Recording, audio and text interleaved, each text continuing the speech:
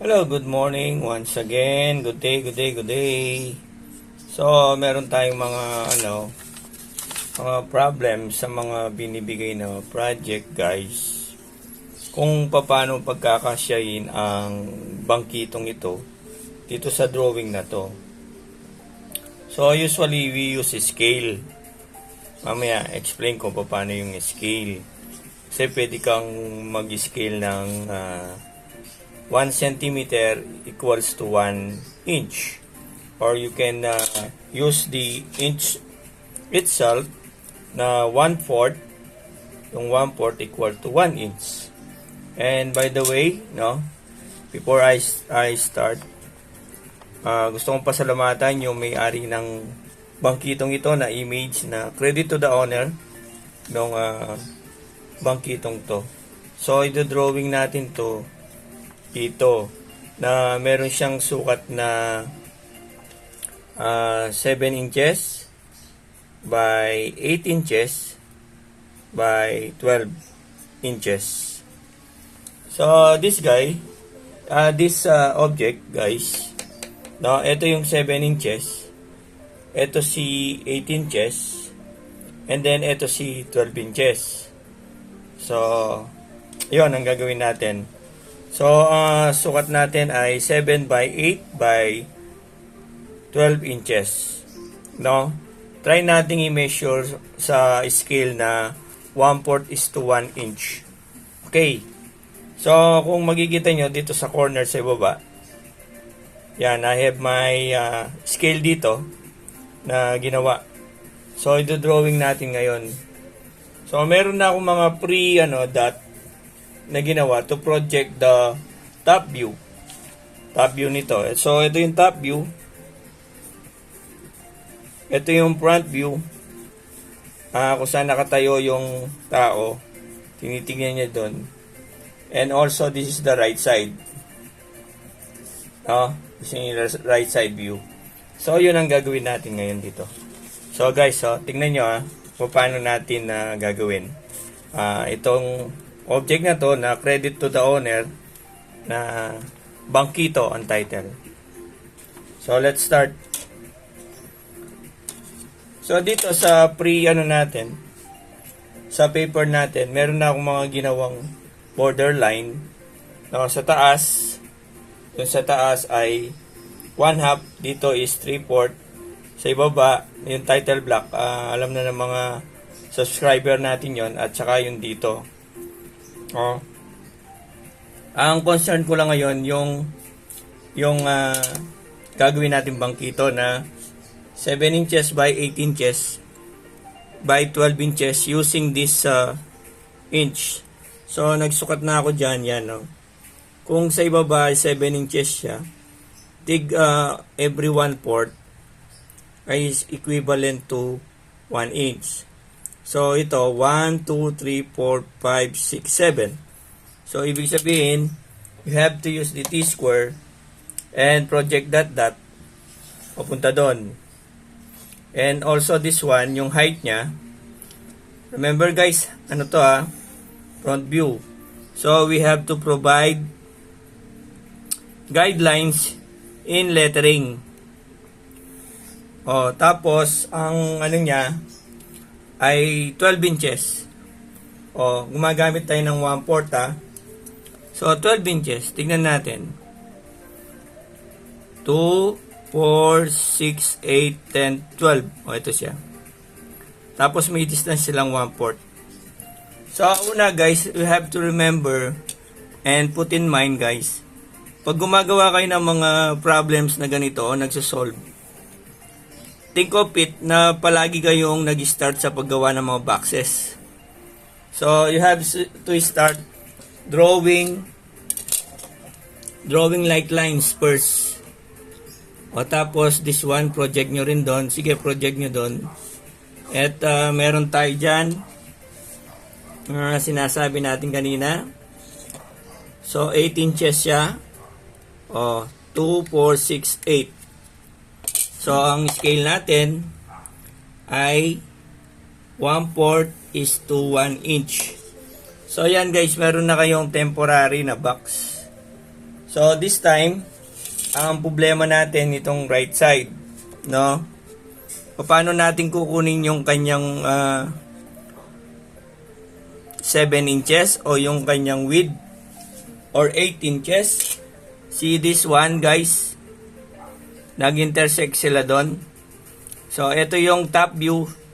Ito yung front view. So, now, we have to use this 45 degrees para kunin yon. Kunin natin ito, sukat doon, papunta doon. So, use this 45 degrees. Lagay nyo lang doon. Oh. Then, you can project this intersection sa ibaba. That one.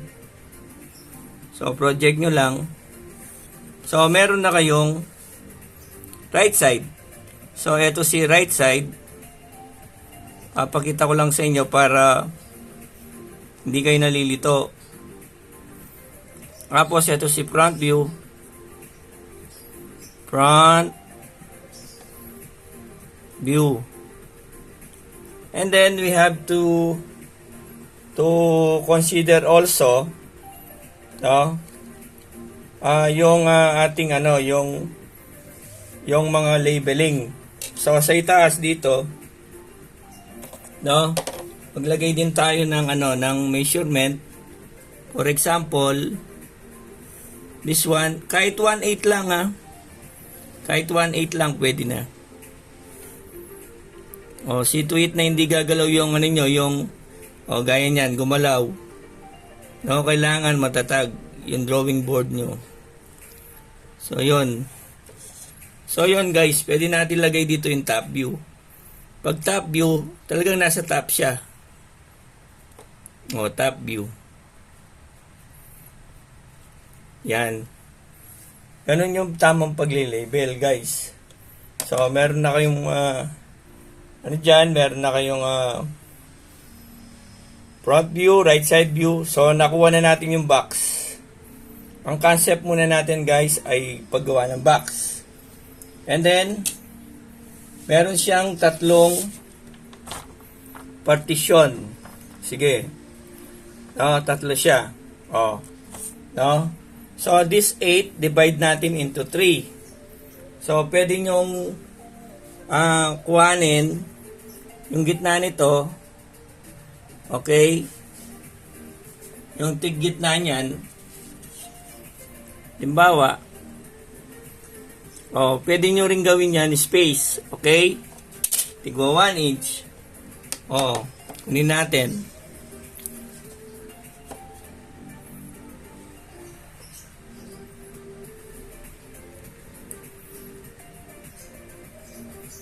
So, check natin yung dimension natin, guys. Oh, paki-check double check. Oh, yung pa lang, oh. Guys, yung pa lang. So, doon pa lang siya. So, yan. Hirap mag-drawing pag nakataas. So, erase. Yan, ang kagandahan nung meron tayong okay. Tapos, tapat nyo lang dito sa T-square nyo, then lagay nyo doon. Yan. So, burahin natin to. So, it happens, guys, pag hindi ka na nag-edit, talagang ganun. Yan. So, meron na tayong box. Considering, ito yung top view. No? Top view, front view.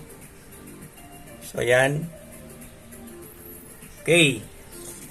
And then, kuhanin natin yon hanggang dito.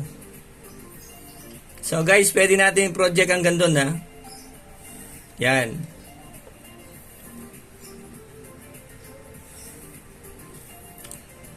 Simple presentation. Kung gusto nyo ngatiin yung gitna, okay lang.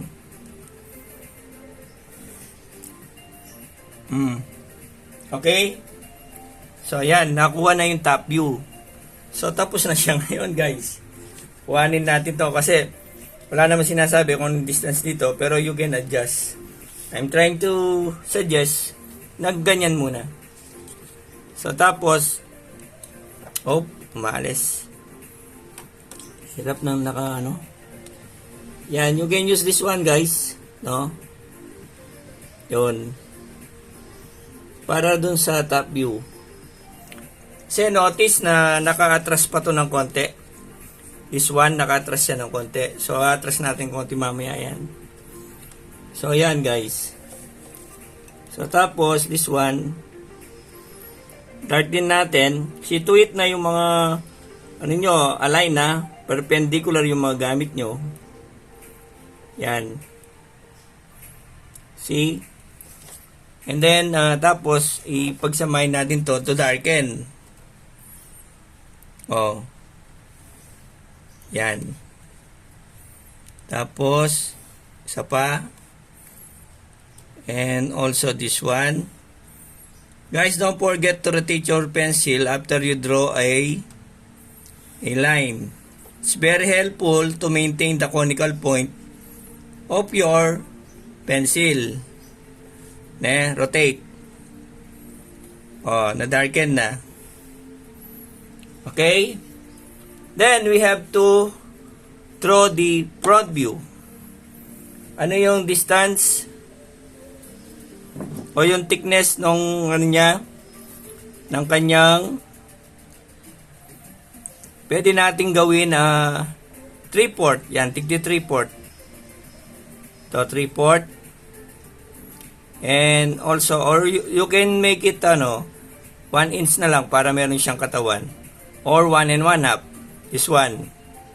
Remember, 1/4 is equivalent to 1 inch. So, 1 1/2. So, yan. And, also this one, yung thickness niya, yung nasa taas, gawin nating 1 inch. Yan, para matibay siya pag uupo kayo. So, yan. So, careful lang po kayo. Lalo na, medyo mahirap pag naka-video tapos nasa taas yung video, hindi gaano makapaglaro. Pero okay lang, nasasanay na ako. Yan o. Ito yung pinaka-top. Yung top na sa taas. This guys. No? Yan o. Tapos, lagay nyo doon. Yan. So, linya. Connection na. Okay? So, nagmo-move ang aking camera. Okay. So, tapos, i-atras natin ng konti. Kasi, naka-atras siya ng konti dito. Atras natin ng konti. Halimbawa, i-atras natin siya ng okay. Atras natin siya ng 3/4. No, yun, 3/4. 3 guhit. Every guhit niyan dito is equivalent to 1/4, guys.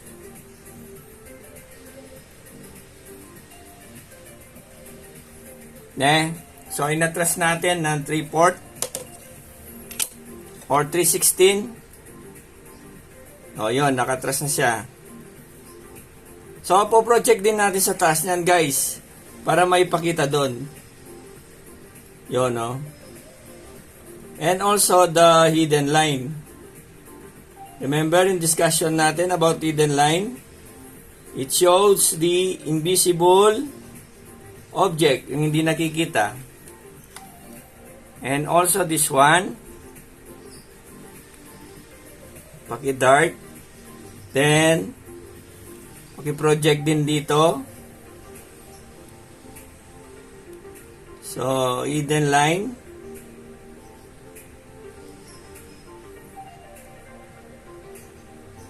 Yan, guys. So, yan. Galing siya doon, guys. Galing siya dito. Then, of course, yung thickness niya, gawin na rin natin ng 3/4 or 1 inch. 1 inch. Kayong bahala. Oh, para matibay siya, pare-pareho na natin yung 1 inch. No? Anyway, pareho lang naman yung ano niya. Oh, tandaan nyo, 1/4 is equivalent to 1 inch. Ayan guys, ganyan lang kadali. Project nyo lang, oh. See? Tapos hidden line. Tapos hidden line ulit. Pagdating sa mga hidden line guys, kahit hindi nyo ganun diinan, so that you can play with the alphabets of lines. No? So tapos this one, huwag nyo ganun diinan, and then diinan nyo rito para mag-dark siya. Tapos huwag ganun diinan, tapos diinan nyo, then huwag masyadong diinan. Yan, hidden line. So, ayun guys. Tapos na. Ang top view at front view. Oh. Kasi pag ito guys, in reality, kailangan lagyan natin siya ng ano rito, protection. No? Lagyan natin siya ng ano rito,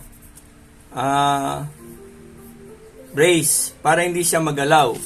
So, ang tendency, pag binigyan natin siya dito guys, ang mangyayari, magkikreate tayo ng 316 by 316. Halimbawa, yung 316 natin, yun, ipi-place nyo lang doon, 316, and also dito sa taas, 316. At dito rin guys, 316. So yan, pag nagawa nyo na yon, no? Pag nagawa nyo yung 316, project nyo lang ulit.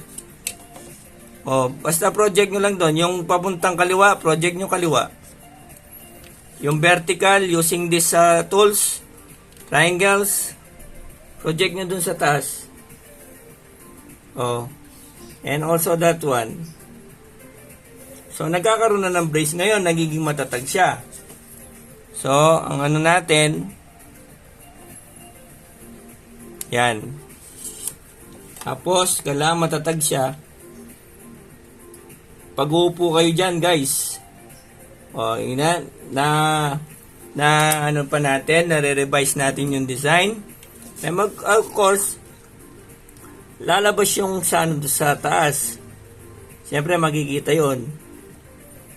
And using hidden lines. Huwag ganong diinan. Kung mag-i-ink kayo guys, much better. Yan. So, hidden lines muna. Tapos diinan. Hidden lines. Then diinan. Then hidden lines. Yan ang technical drawing guys. Kailangan projection. Lahat sila nagmi-meet. Sir, paano po yung sa right side? Sa right side, dahil meron tayong intersection from them, dito, nagkaroon ng mga intersection, dito, project natin pababa niyan. So, pag na-project nyo na pababa, project nyo pababa. Kasi titignan natin yung side niya guys, yung dito. Yung dito. So, project. Then, project. Then, project. Yan, guys. So, tapos na. So, tapos this one, dahil ang thickness niya ito, yung inuupuan ninyo, so, finalize na natin to.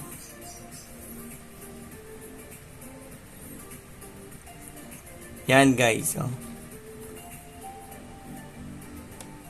Sunod ba guys? Ano yung technique? Basta may kumpleto kayong gamit, matatapos yan guys. Diba? Dahil diretso lang siya, pag titignan mo siya sa side, to, diretso lang siya dito. So, diretso lang. Remember guys, always start making box.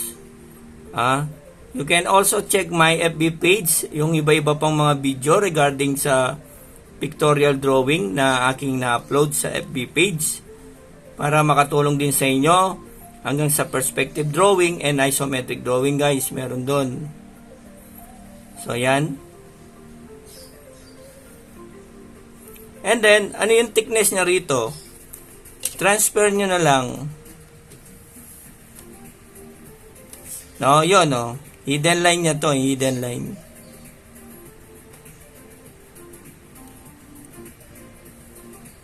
Hidden line. Yan, guys, oh. Tapos yung sa ibaba, siyempre, kompleto yan. So, yan. So, you can check, guys. No? Sa ano naman, sa pictorial, guys. Dito, madali na lang yun, eh. So, yan. So, kita nyo, guys. Pino-project ko lang doon. Yan. No? Meron siyang projection dito. Nag-meet siya doon, 45 degrees. Yun. So, pagdating naman sa pictorial, kung ano yung sukat doon, ilalagay nyo lang. So, kung pictorial siya, so ko lang to, ha. Yan. Wait. Yan. Kung pictorial siya, guys. So, ang gawin nyo lang, pwede nyo na siyang banatan dito. Banatan, ha. Pwede na siyang gawain dito. Oh, guys. So. So, tapos, you can make a isometric drawing dito. Gusto nyo siyang isometric. So, always start box muna. Pwede siyang dito nyo start for safe. Yon. Then, you have to use the 30 by 60. This one. No? And, yan, tapat nyo lang dyan. Experiment nyo muna. Trial nyo muna. Then, yon. Or, sug nyo ng konti dito. Anyway, trial lang naman yun. Ha? Visualizing the right side view. Kailangan kasi magkasya siya. Oh. No? Tapos, gawa kayo ng box. So, ito yung pinaka pivot natin o yung reference line, reference point, point of reference. And then, gawa muna kayo ng isometric. And also this one. Oh. Then, isometric. Ilan siya? Oh, ang haba niyan ay sabihin natin 12 inches. Oh.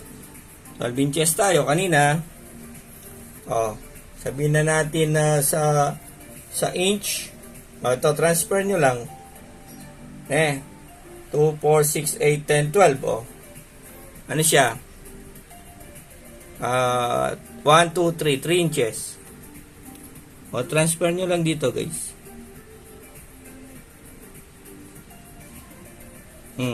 Tapos, project nyo pataas. Diba? Tapos, anong height niya? Anong height niya dito? 1 and 3/4. Pero ilang inches yan? 7. Ito sinasabi ko, guys, you have to check first. Pwede nyo siyang ibaba. 7. 2, 4, 6, 7. Kasi baka hindi siya magkasya doon, guys. Papunta dito, guys. Yun, no? Try natin. Dahil 8 siya, diba? 8. Sakto.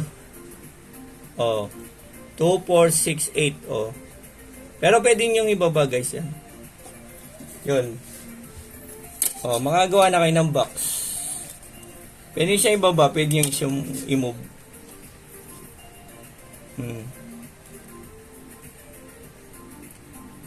Yun. Tapos,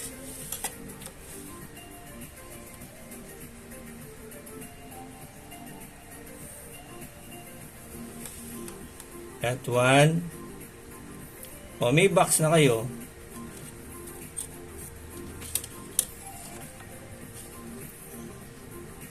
Yan, guys, ganun lang kasimple. Tapos nagkakaroon ng point of intersection, babaan nyo lang yon. Then project. So, always construct, muna, guys, box. Gawa mo na kayo ng box. So, tapos, yung pangalan niya rito, syempre, pictorial.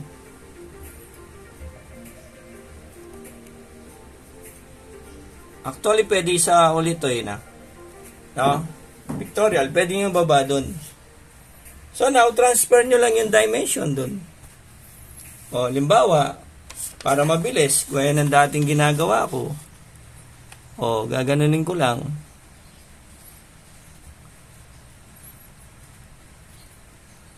Kuhanin ko doon, tapos transfer ko dito, guys, yun. O, sakto. O.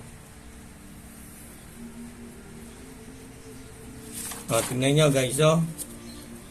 Napakadali. Sa akin. Hindi, sa ano to, sa mga beginner. Yan, guys, o. Kita yung ganyan yan, mamaya, may mga silbi yan. Kasi nabivisualize ko na, guys, eh. No? So, ito yung starting point natin. O, tapos, ano yun doon? O, kuhanin din yun doon, no?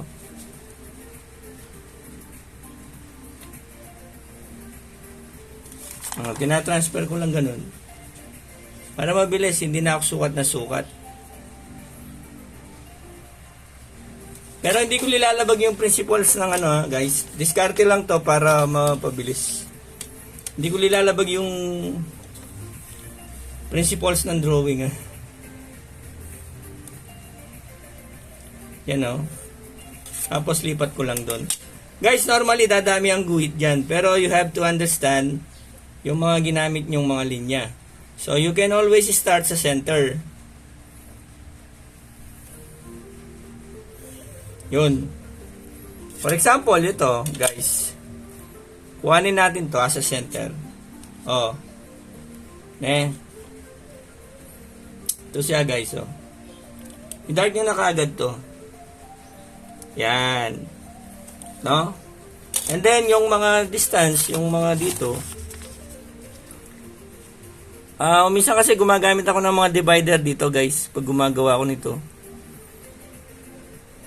Yan. So, yun. Tapos, transfer ko lang dito, guys.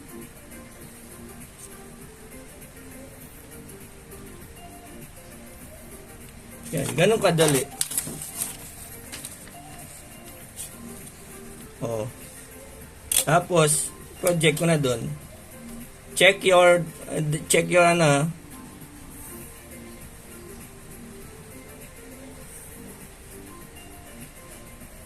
Yan, guys, oh. Basta relax lang kayo, huwag kayong pagpawisan.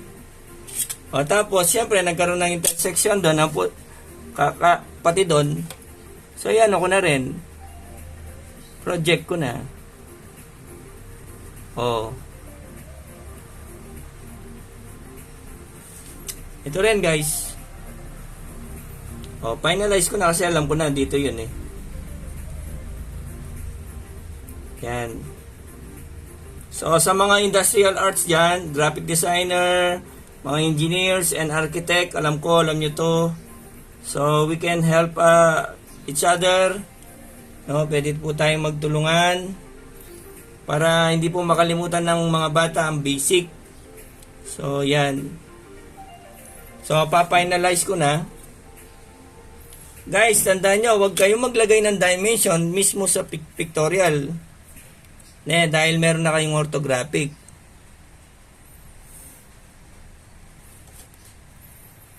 Yan. The key, ang pinaka-key rito, guys, patience. Anong technique? You have to follow the principles kung paano ina-apply yung mga alphabets of lines. Yun lang. Yan, guys, mabubuo na siya. So, kahit dun sa mga ibang project na gagawin ninyo, you can make this as a study. No? Yan, no? Nabubuo na yung top natin. Kasi we cannot really, in limited time, we cannot really get that, pero kaya ko pa rin yon. Yung design na pinagitak kanina na credit to the owner, No, guys, yan, no? So, nakuha na natin yung top. Yan, guys. So, yan. Isa pa rito para mabuo na yung top. Okay? So, kung titignan nyo sa top dito, guys, may nakatras ng konti. Ito yon, atras siya. Ito yan, guys, bubuin ko na. Oh. Yan. Yan, atras siya ng konti. And also that one. Yan. And also this one. And, of course, kailangan project natin dun.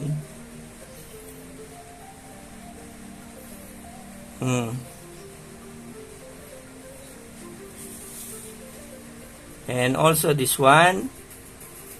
Project natin dun. Okay, huwag kalimutan. I-project ito, guys. This one. Dun. Napakasimple lang, pero kung tsatsagayin nyo, tapos ang project. So, nagkaroon na intersection doon. From that projection, then we can, yan. In some cases, guys, sa mga, sa mga ibang drawing, pinapakita pa nila yung mga, hidden lines dito. Pero, pag meron na kayo dito sa, guys, meron na kayo sa orthographic views, huwag nyo na ipakita rito. Yan. So, ano yung space dito? Ito yan, guys. Oh. Get nyo doon, kuhanin nyo yun, then transfer nyo rito. Yan. Yan, guys. And then, tapos, siyempre, project natin doon, tsatsagayin nyo dito. Okay? So, you have to target this one. Oh. Ilang minuto na. Diba? Practice. Practice makes perfect. Ito na yun, guys. Ililagay natin. So, matibay na siya yan. Oh, kung ano man yung mga dito, yung mga additional na gusto niyo ipakita, yung mga circle, no? Ilan yung circle niya? Yung mga screw sa taas, so tigda dalawa. So you can make it rin naman. So lagyan niyo na lang dito. Pwede dito. Drawingan niyo na lang, or kung meron kayong yan. So, kung meron kayong template na circular, pwede kayong maglagay dito. So, ayan, guys. So, tapos na. No, guys. So, ayan. So, kung lalagyan naman natin ng dimension, guys, madali lalagyan ng dimension yan. So, kung lalagyan natin dimension, this one, okay? Kung lalagyan nyo na isang dimension, dito lang kayo maglagay ng dimension, guys. Dito. Kung lalagyan nyo ng dimension, yan, may mga projection na. Dito nyo na lang lagay yung mga dimension. Don't forget to use arrows. Guys, kailangan natin mga arrows dyan. Ako, minsan ginagamit ko itong mga ganito, 45 degrees. Yan. 45 degrees yung mga ganito, guys. Yan. So, maliit siya masyado. Yan, pwede na lagyan yan. Dimension. Yan, guys. So, yun. Pwede na lagyan ng dimension yan. Guys, dito size dimension yung sa yung sa ibaba, ito yung overall dimension. Ito, this one. This one, overall dimension. Yan. So, ito na yung dimension natin, guys.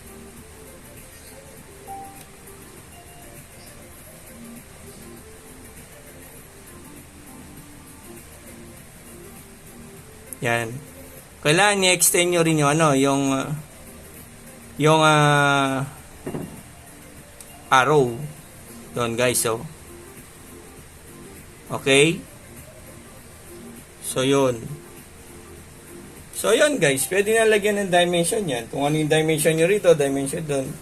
Tsaka dito, pwede na lagyan. No? Extension line. Yun. Extension line. Yun, huwag nyo paabutin dun sa ano, guys, ha. Then, extension line. Yan. So, ganyan ang result nyan, guys. Yan. Kung meron dito, lagyan nyo doon.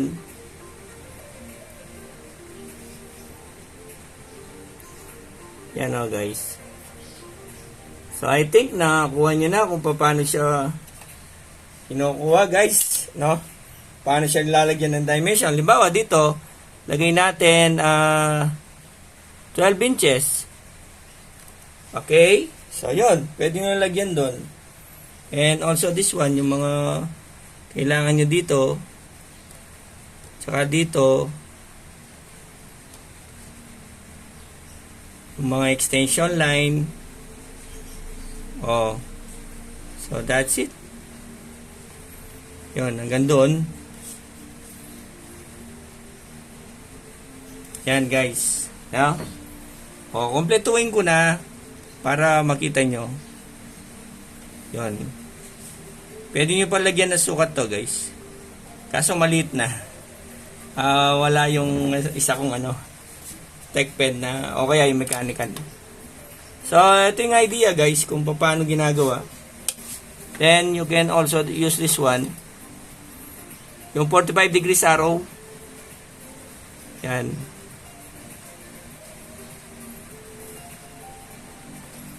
Yan, malapit na matapos, guys. So, ayun, guys. Don't forget to follow and subscribe dun sa aking FB page para ma-update din kayo. And please, mag-comment din kayo, guys. Para meron kung ano pa gusto nyong ipalabas ko sa sa video. Maliban sa designer tayo, I'm also a collector. No, makikita nyo rin doon, don't be surprised. Mga collection ko. Because I love drawing, guys. Yan, oh. Yan. So, pwede na lagyan ng dyan, figure. Okay.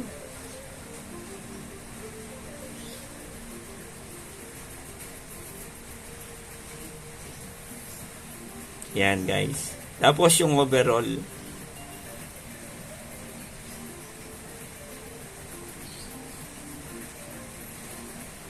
Yan, guys. So, kung sa tech pen yan, you can darken that. Meron pa mas makapal. So, guys, maraming salamat sa inyo. And, please, share the knowledge, no? And, follow me sa aking FB page. Thank you, and good day.